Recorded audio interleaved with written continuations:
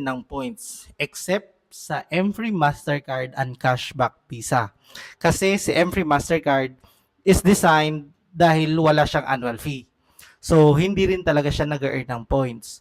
Ang Cashback Visa naman, kaya hindi nag-earn ng points kasi cashback naman, babalik naman sa credit card ang magiging rewards niya. So, hindi siya nag-earn ng points. Okay, paano nga ba nag-earn ng points? So, number one, in every 20 pesos spend, nag-earn kayo ng 1 reward points.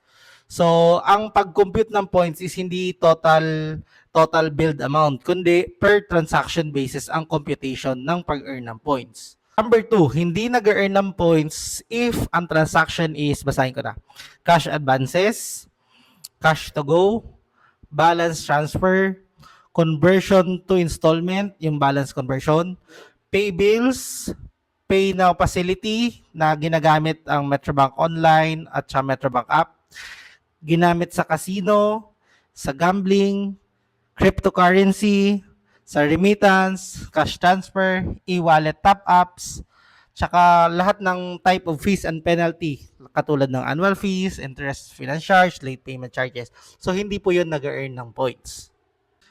Siyempre, kung ang mga transaction is pinakancel, so hindi rin yun nag-earn ng points. I-reverse din ang points na na-earn doon. Guys, itong reward points, syempre lahat naman meron tong terms and conditions. So, hindi ko na babanggitin, pero please proceed to Metrobank website na lang para sa mga terms and conditions. Okay, so saan pwede gamitin ang reward points? Unang-una is annual fee waiver. So, pwede natin pang waive ng annual fee ang reward points natin. Number two, cash credit. So, pwede rin siyang i-convert sa cash.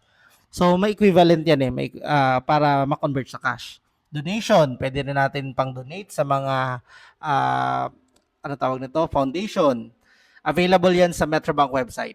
E-voucher, so pwede natin pambili ng mga voucher. Meron Abenson, maraming merchants na kasali sa e-voucher natin. Then sa air miles, pwede natin gamitin ang reward points. So sa Cathay Pacific Asia Miles, Philippine Airlines Mabuhay Miles, and yung Singapore Airlines KrisFlyer Miles. So, pwede natin doon gamitin yung points natin.